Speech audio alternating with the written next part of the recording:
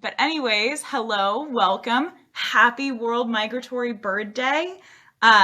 This is a time of year when we celebrate the thousands upon thousands of migratory birds that come through Elkhorn Slough and come through California and North America in general. It's an international celebration of these amazing creatures and the journeys that they make. So today, I'm coming to you from the Visitor Center with a couple cool avian friends to show off. We'll be talking about some bird adaptations. We'll be looking at beaks and skulls to try to better understand how it is that 20,000 shorebirds can all come through here at the same time and feast without competing with each other. I encourage you at the start, though, to put your favorite bird into the comments. So if you, whether it's a migratory bird or a resident bird, doesn't matter, throw in your favorite, and I'll see if maybe I can pull up some cool facts about your favorite bird as we go along. My favorite bird, which I'm going to start off with, at least today, because on any given day out here, I could probably have like 40 different favorite birds. Today, though, my favorite is the American Avocet. I love these birds because they have this amazing plumage that they get in spring. They get this bright orange head, this really beautiful gray to their body, and they just look spectacular. And this is actually one of the few places, Monterey Bay and the San Francisco Bay Area in general, where they're actually here year round. So for most of the rest of the U.S., American Avocets fly north for their breeding in the summer, and then they fly south for the winter. But here we can actually see them all year round. So you can see both the breeding plumage and the non-breeding plumage. And I have a picture from my Sibley's ID book here that you can see. This is that breeding plumage where they have this bright, beautiful orange head. And then you can see the equally beautiful, maybe less colorful, non-breeding plumage as you go up. So these are, really an incredible bird that travels a long ways. I do have one of their skulls here, if I can get it positioned correctly. So what you'll notice about this bird beak is that the head is pretty small. So if this is my thumb fits perfectly over the head of this bird. So the Avocets have teeny tiny heads, but look at the length of this beak here. It is about 4 or 5 inches long, and at the end it has a little flick upwards and just a tiny separation. And what's happening is this bird is going out into the mud flat, and it's taking that really long beak here, and it's probing down into the mud. And I found out the other day they actually don't, and this makes total sense, they don't open the entire beak while they're under the mud, because think about how compacted that is. They just open the end down here, which is why it's a little bit open. And they're going to fish out things like amphipods, little teeny tiny crustaceans that are related to shrimp that live under the mud. And they're going to be feasting on that as they go out. So you'll see them here, like I said, pretty much year round, feasting on those teeny tiny invertebrates. Now let's check out another bird beak to compare that to. And the next one I have here is the Western Grebe. Oh, there's the good lighting. So the Western Grebe it's kind of a partial migrator. So I was looking into it, and it turns out they can also be seen here year round. We're in such a good climate for birds that oftentimes they don't have to travel back and forth along the coast. They can just stay here. So you can see Western Grebes out at Elkhorn Slough in the area year round, but through the rest of the US, they do migrate north and south, kind of like the Avocets do.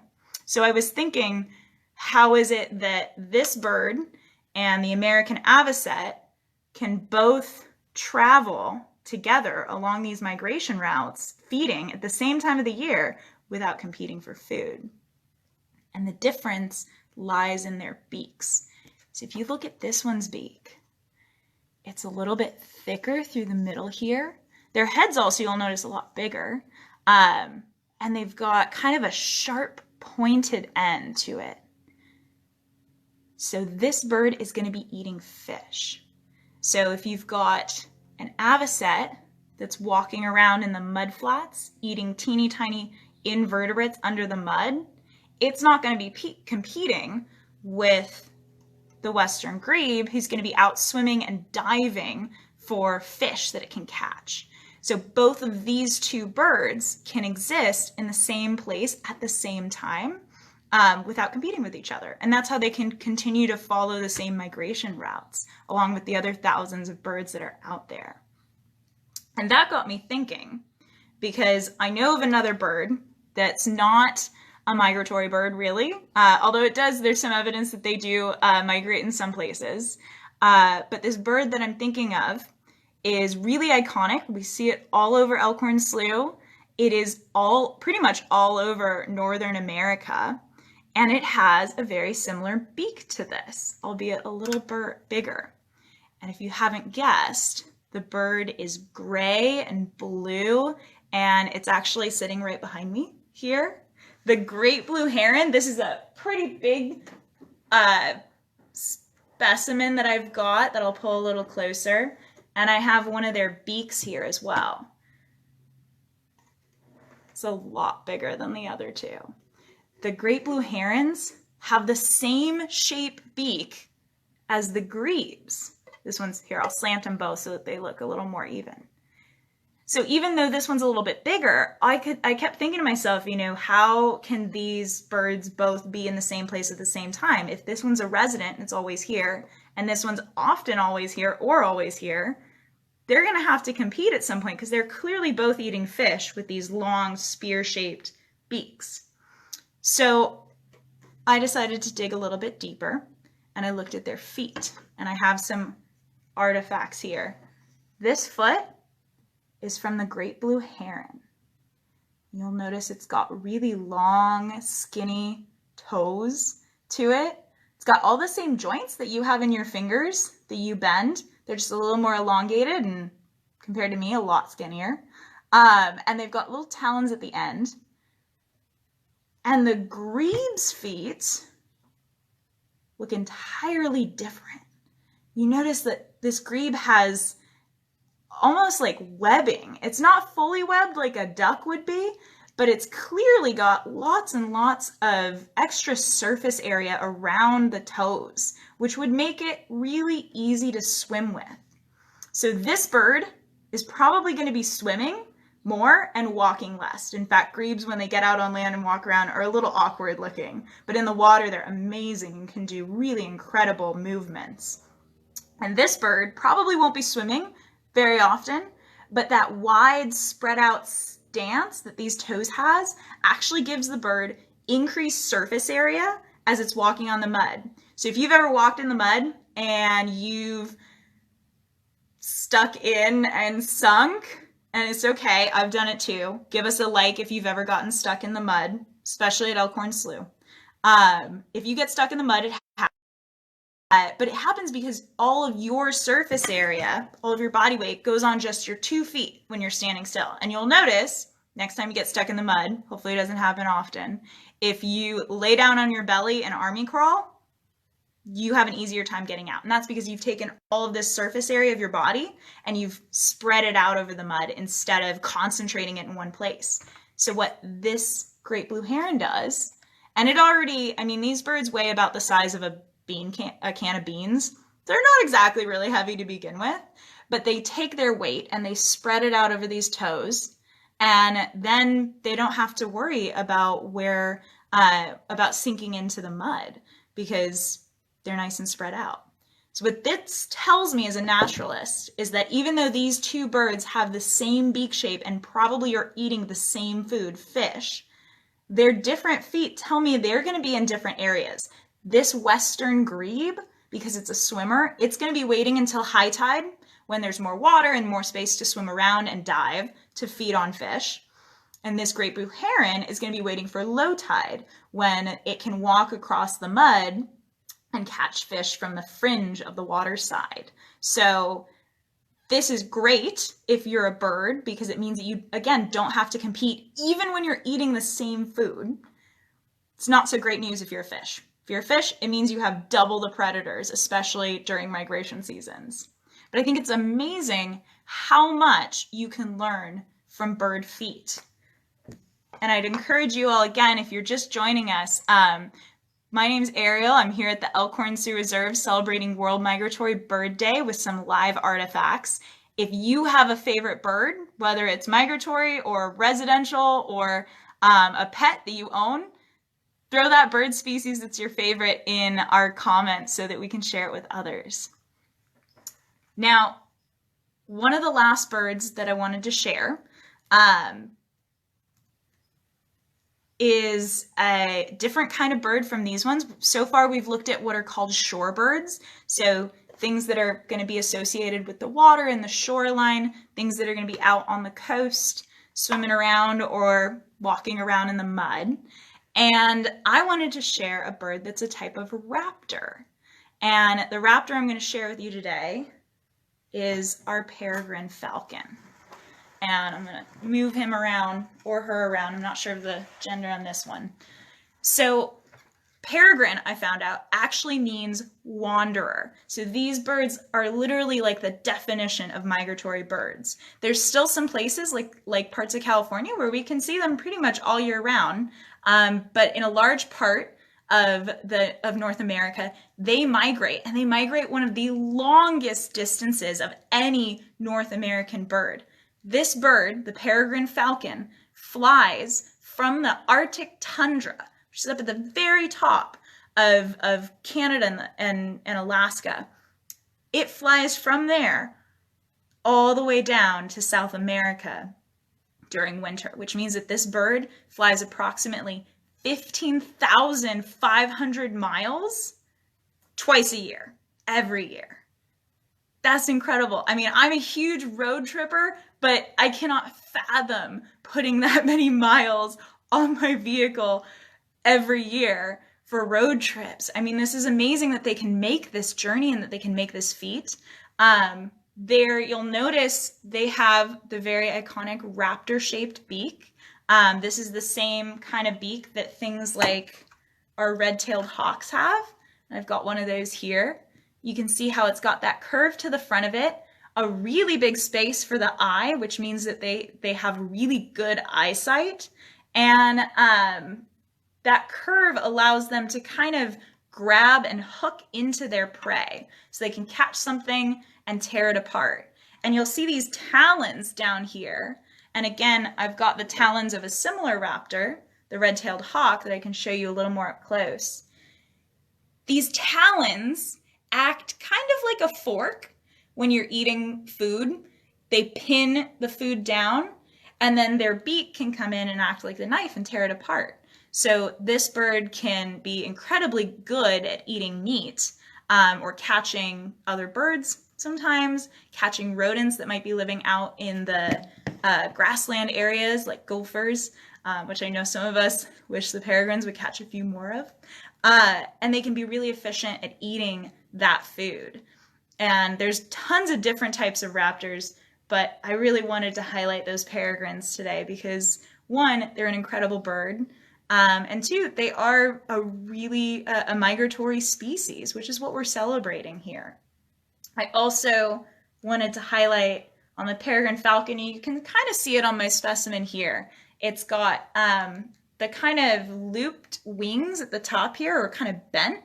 That allows them to be really fast. So when they are diving from, heights up in the sky, this shape as they go downward helps them to decrease their drag and increase their speed.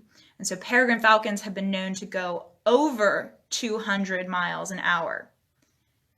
That's, again, an unfathomable number. This bird is traveling 15,000 miles and diving at food at over 200 miles per hour and catching that food, right? I encourage you, something a falconer once told me while talking about peregrines was that the next time that you're driving in your car and you're going maybe 65, hopefully you're not going too much faster than that, stick your hand out the window. If you're a passenger, not if you're a driver.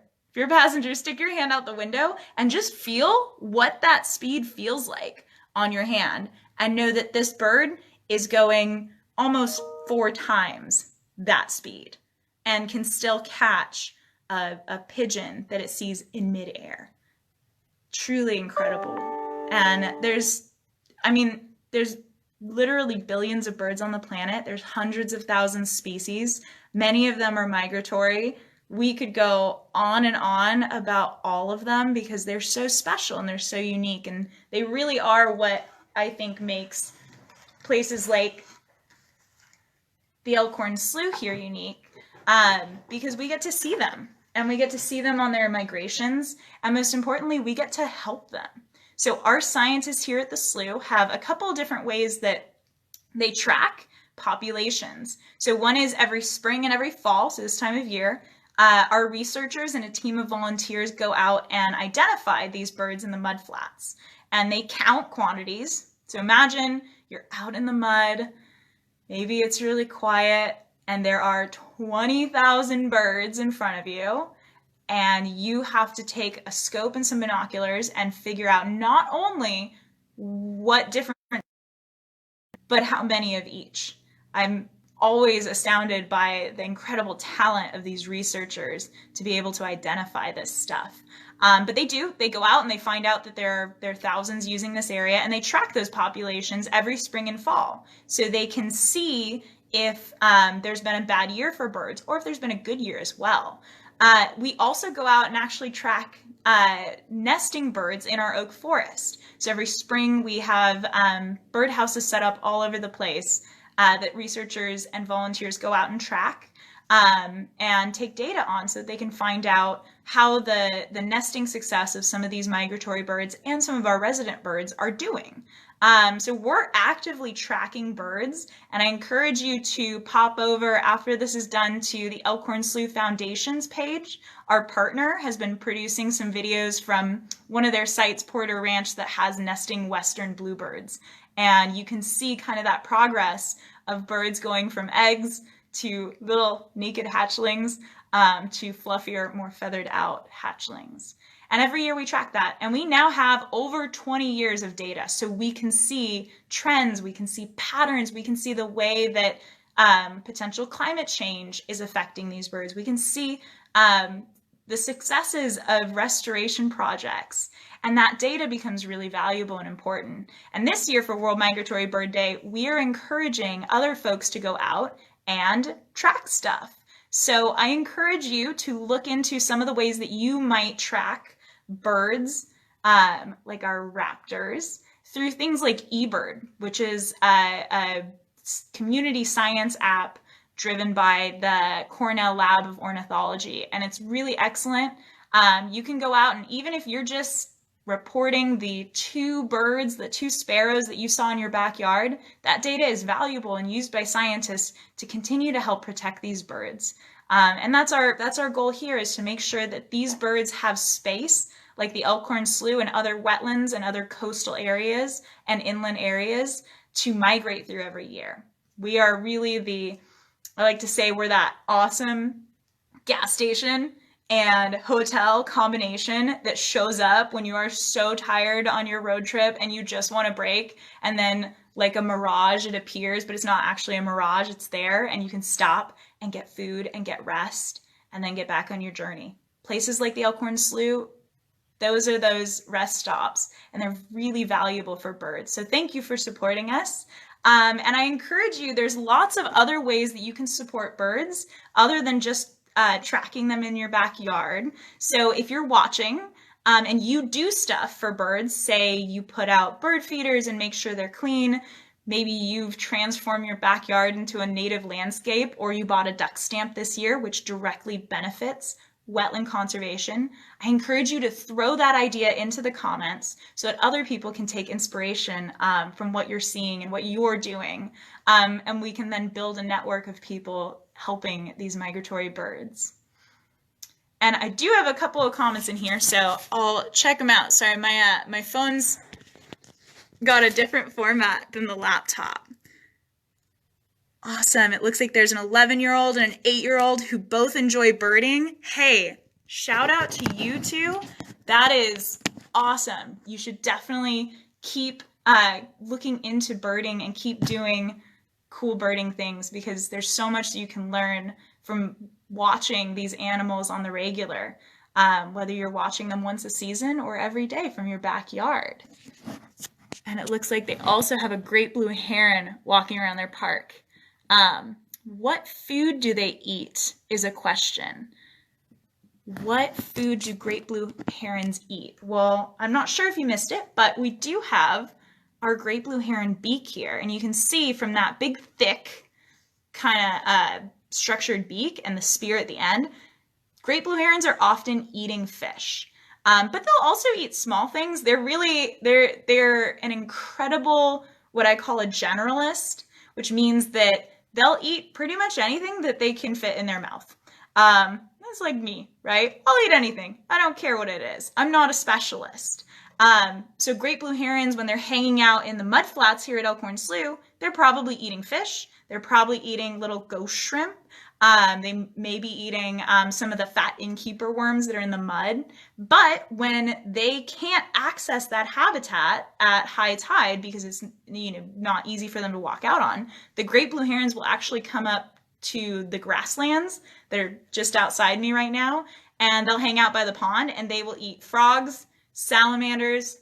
I've seen them eat 4 gophers in a row, dive bombing into the gopher holes.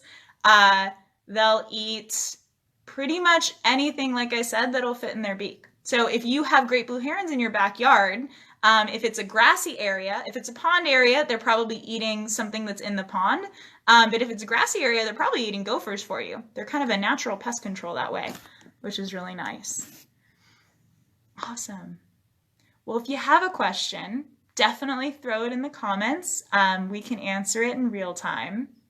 But I just want to thank everybody for, coming today. Apologies for the early on technical difficulties getting this set up. But truly, you all are supporters of birds just by being here and just by valuing them.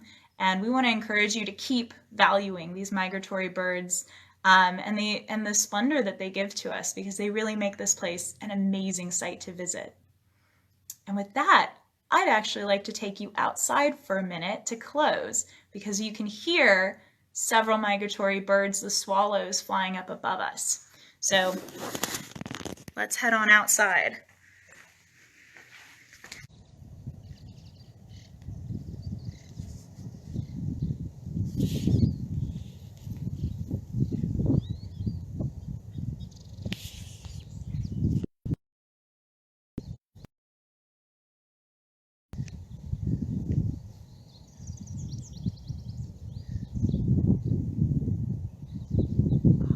And if you enjoyed some of the bird sounds you heard, or if you are building your identification skills on migratory birds, I encourage you to tune in to our Facebook page tomorrow at noon for a video from Dave Feliz, who's our reserve manager, who is an incredible birder and an avid birder out in this area. And he will be sharing different ways that you can identify some of the common bird songs that you might hear in your backyard here in this area. So if you want to build some of your skills, check in tomorrow.